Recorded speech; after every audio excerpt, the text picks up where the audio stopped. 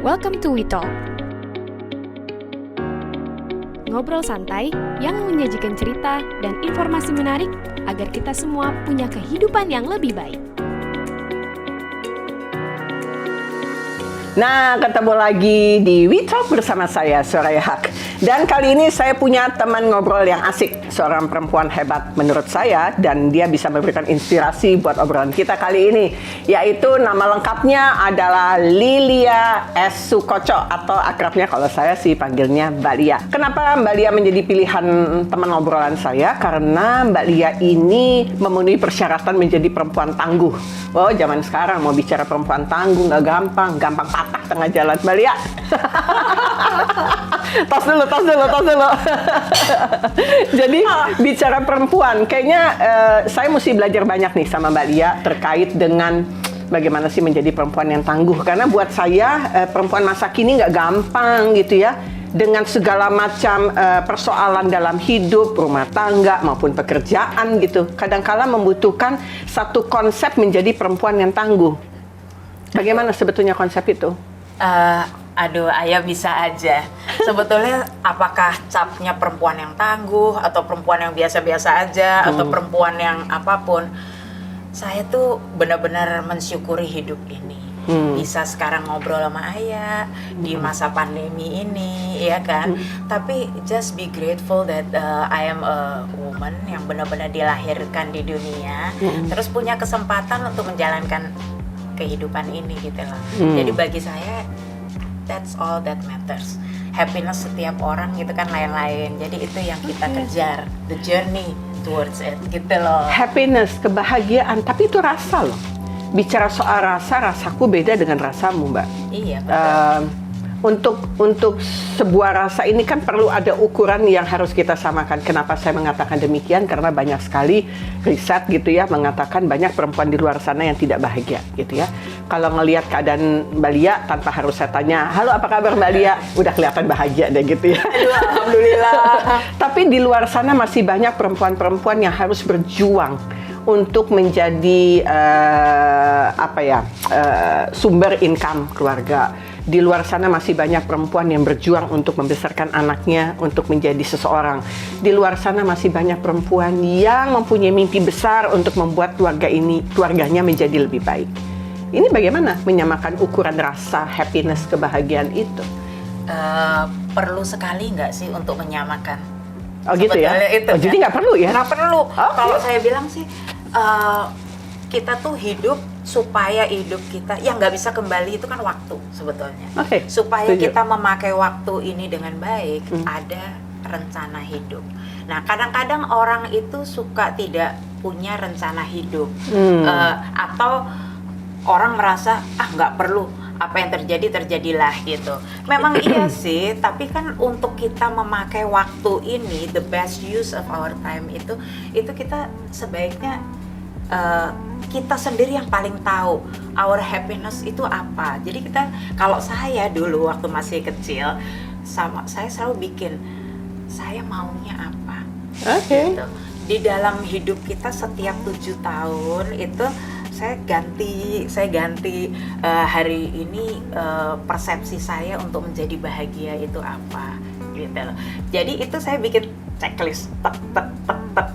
Kayak misalnya hari ini saya udah usianya lanjut. Oh my god gitu ya. Oh my god gitu. Jangan sebutkan itu usianya.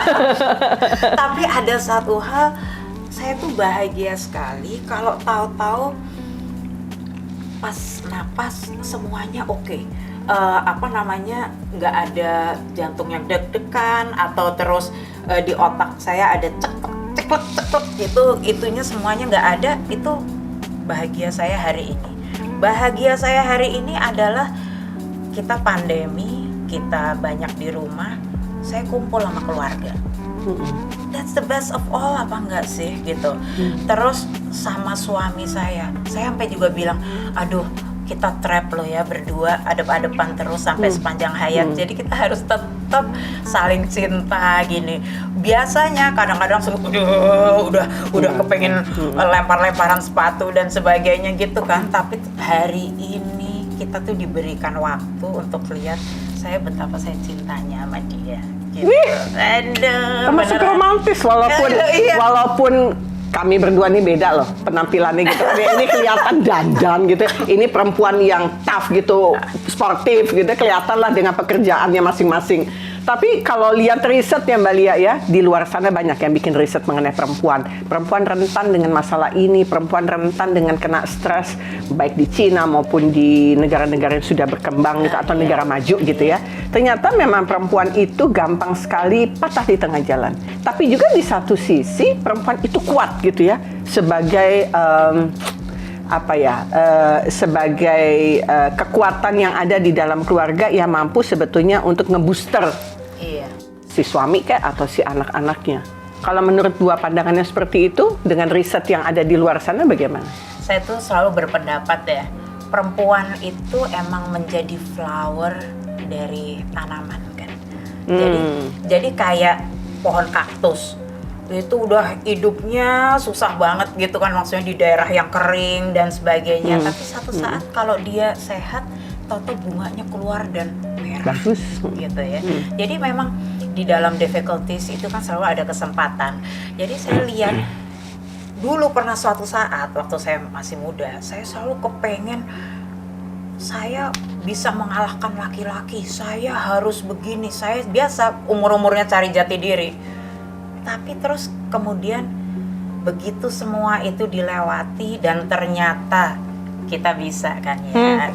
Saya suruh ngebor dinding, pasang jangan salah. Segala macam jangan salah. Gitu kan. Ternyata bisa. Gitu. Semuanya bisa. Tapi apakah saya mau menjadi laki-laki? Enggak lah. Aduh, kita senang sekali jadi perempuan. Melahirkan anak gitu ya, merasakan semua kesulitan memang juga kadang-kadang nggak punya uang. Nggak punya uang itu kan kesulitan yang universal, kayaknya semua orang pasti mengalami dimanapun tingkatannya itu. Nah, cuman untuk supaya punya uang berapa yang kita rasakan cukup gitu, yang nggak menyusahkan orang lain tapi menghasilkan sesuatu. Nah, itu yang menjadi part of my life plan gitu. Jadi saya bisa apa sih? Aku bisa gambar. Saya dari dulu emang senang gambar, gitu kan.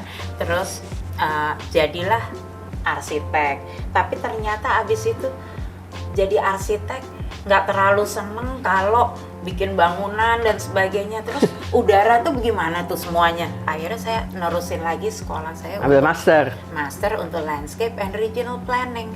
Jadi ngatur semuanya kayak main SimCity gitu loh. Jadi semuanya yang saya atur apa? Adalah a space for human living. Gitu. Jadi automatically akhirnya kita lihat bahwa keteraturan hidup bersama tuh bagaimana. Keteraturan hidup dalam komunitas yang lebih kecil bagaimana. Keteraturan hidup individual itu gimana. Gitu. Nah, itu yang akhirnya kita coba saya develop satu township. Untuk kenapa township? Karena ya itu saya perhatiin orang dari bangun tidur sampai tidur tuh ngapain aja. Oke. Iya lah. Dengan background dunia laki-laki, arsitek, ambil masternya juga urusannya landscape juga kan untuk arsitek, sehingga kadangkala mempengaruhi cara kerja perempuan. Ya, saya sangat percaya itu. Perempuan berpikir akan terpengaruh dengan orang tuanya bagaimana memperlakukannya sehingga wujudnya jadi seperti ini, gitu ya. Ya kan itu ada pengaruhnya gitu ya. Sedikit mundur, pengen tahu orang tuanya mengajarkan apa waktu kecil sehingga bisa menjadikan Mbak Lia sosok perempuan yang tahan banting. Kalau misalnya perempuan ditaruh di dalam hujan badai, itu udah dilewatin, gerimis yang ada pun nggak jadi terasa begitu ya. Ini gimana nih? Saya beruntung punya bapak militer. Nah itu, kan aku udah ngomong tuh tadi. Bapak saya militer yang bikin Paswal Press. Sebetulnya dulu Cakrabirawa pertama kali di Indonesia gitu. Okay. Nah, almarhum papa itu lihat saya lahir dengan fisik yang sangat lemah. Jadi saya punya asma, terus ada tiroid, ada apa. Jadi kalau nulis juga lama, motorik saya jelek sekali. Akhirnya papa bilang, kalau kamu not doing something, kamu akan jadi loser. Nah, kamu be a winner dong. Ya udah, jadi kalau nangkep bola basket itu merem gitu. Sampai akhirnya orang lain kalau belajar passing gitu. ke dinding gitu, orang lain berapa kali gitu kan ya. Kalau saya 200 kali gitu. Sampai SMA saya pernah jadi juara DKI. Juga bukan apa-apa karena di tim saya emang jago-jago gitu yang lainnya gitu loh. Tapi sama juga Merpati Putih. Saya ikut Merpati Putih kenapa? Karena ada asma. Aduh, kalau udah sampai ini nggak karu-karuan gitu kan suaranya. Jadi akhirnya ikut Merpati Putih latihan pernafasan. Tapi akhirnya jadi seneng. Wah, ada besi nih, patahin. Ada apa namanya, batu dipatahin. Pada umur itu kan gaya banget lagi kelihatannya. Hati-hati ya, besok lihat besi patahin. Ngeliat orang aneh, gua patahin hidup lo. Enggak, tapi aduh, jadi dari yang nggak bisa apa-apa, tangan saya juga nggak terlalu stabil. Jadi waktu di arsitek itu kan bikin kotak ukuran 8 kali 12 cm, ditarik garis jaraknya 2 mili harus freehand tanpa itu kan. Dan itu nggak boleh tremor kan? Iya, makanya. Nah, itu jadinya satu kita PR-nya bikin 8 kotak gitu kan. Terus waduh, susah banget ini, nggak bisa. Saya waktu telepon papa hanya jawabnya gini, you know what to do kan? Oh, oke. Jadi orang lain PR-nya 4 kotak, saya bikin 40 kotak.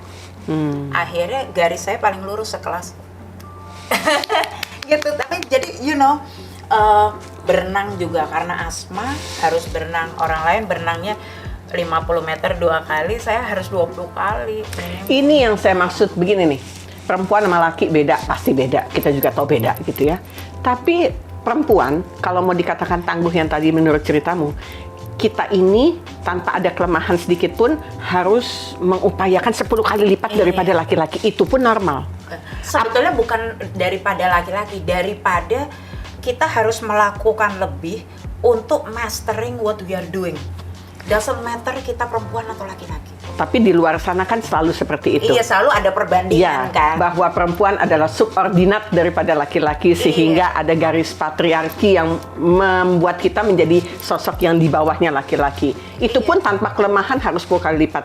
Bayangin dengan Balia, dengan kelemahannya yang ringkih, yang apa ini itu, tapi ternyata di situ adalah pekerjaan yang hebat yang sudah 26 tahun.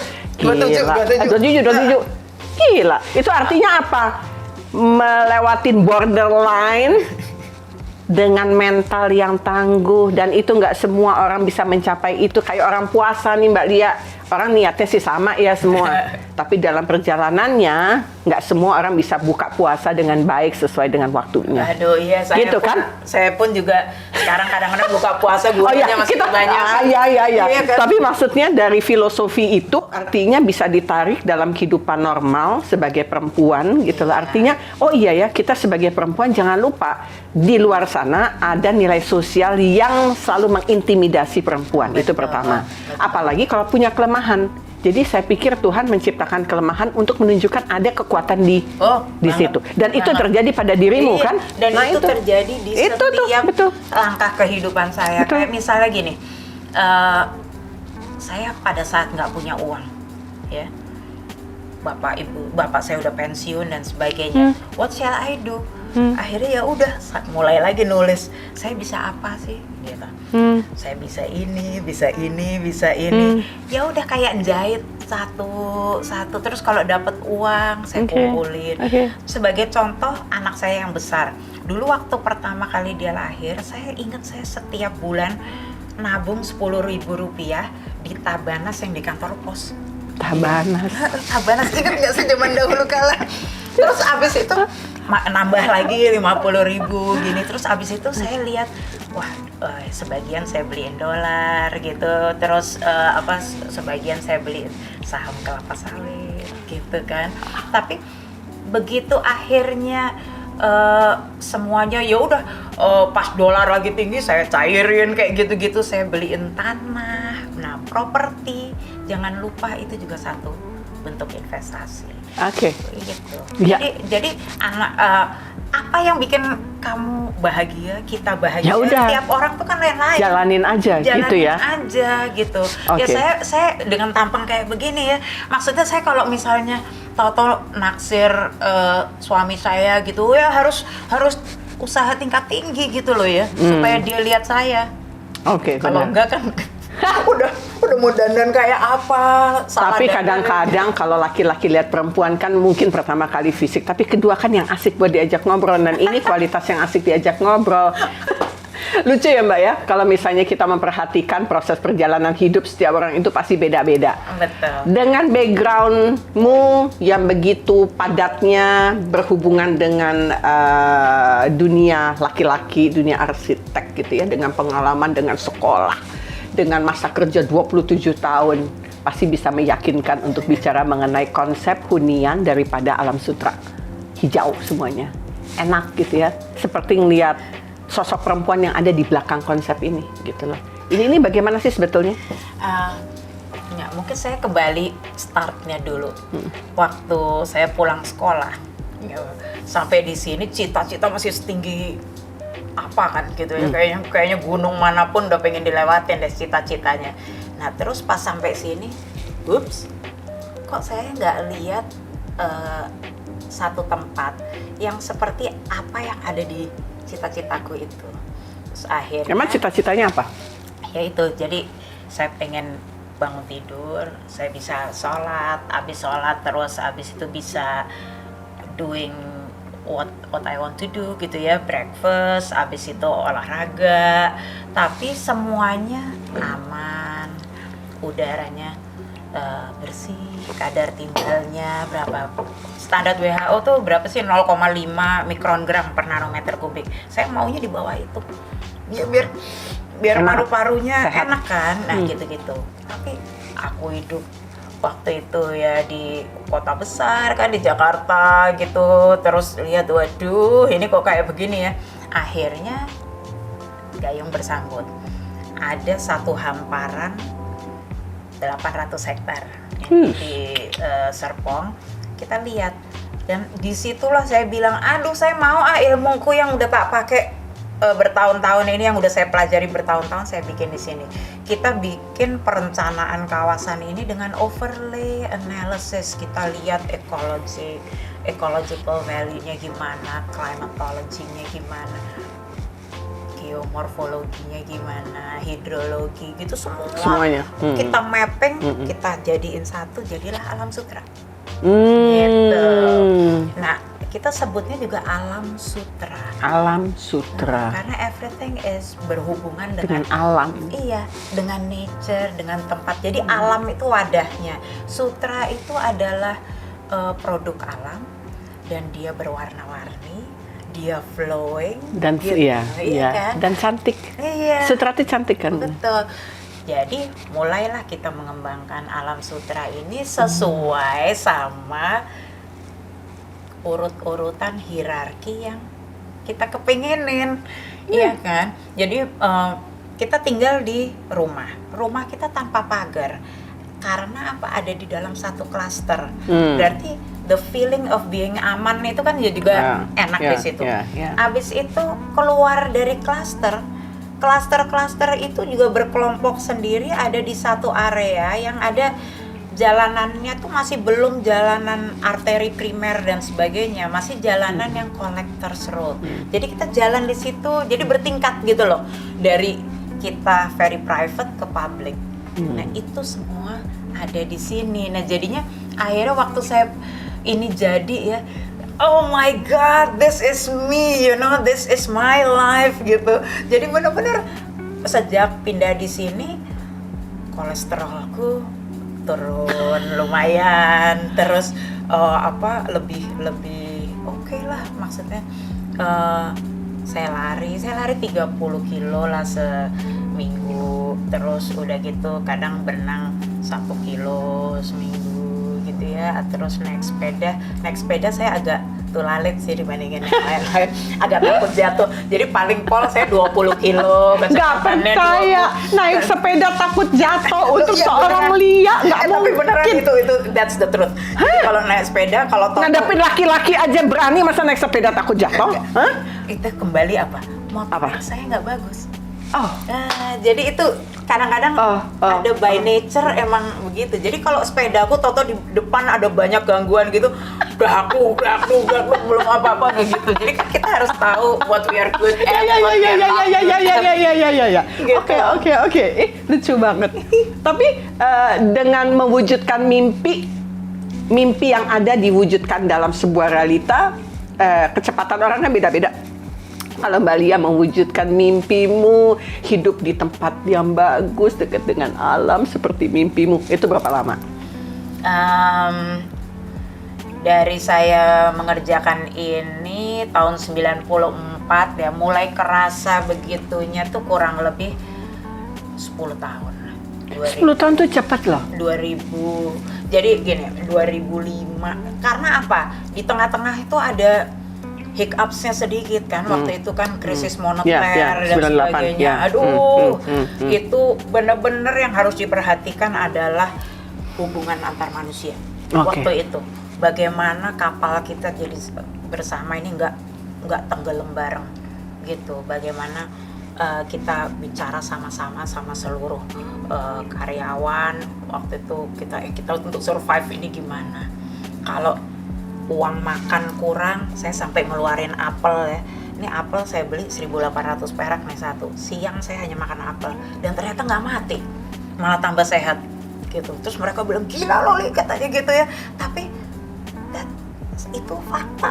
Tapi konsep ini bisa dipakai zaman sekarang loh. Lagi pandemi juga konsepnya kan bisa dipakai. Dengan satu apel aja buat makan siang cukup, nggak bisa bikin kita mati kan, ibaratnya kan gitu. Dan nggak kan mati. konsep itu bisa dipakai. Jadi akhirnya dilihat proteinnya dari apa gitu ya. Terus gitu-gitu ternyata nggak mati, malah jadi fit. Iya. Gitu. Dulu yang kita tahu Lia adalah badannya yang subur, tapi dia bisa mematahkan besi. Walaupun Sekarang susah, Pak, ya. badannya nggak subur, tapi bisa mematahkan pikiran siapapun juga bahwa mimpi itu harus dapat. Dan itu adalah kenaikan dalam berpikir manusia, dan sebagai perempuan di usia yang sudah mapan, saya pikir itu keberhasilan yang udah optimal ya. Ya mudah-mudahan ya, tapi saya nggak pernah memikirkan bahwa ini berhasil apa enggak. Yang saya rasakan adalah hari ini saya pas tutup mau tidur, what have I done? Hari ini saya bahagia apa enggak? Nah, jadi untuk ibu-ibu muda ini jangan pernah stop berpikir. Jangan pernah, walaupun kita di rumah kita membesarkan anak dan sebagainya, tapi pikir deh, mau jadi penulis,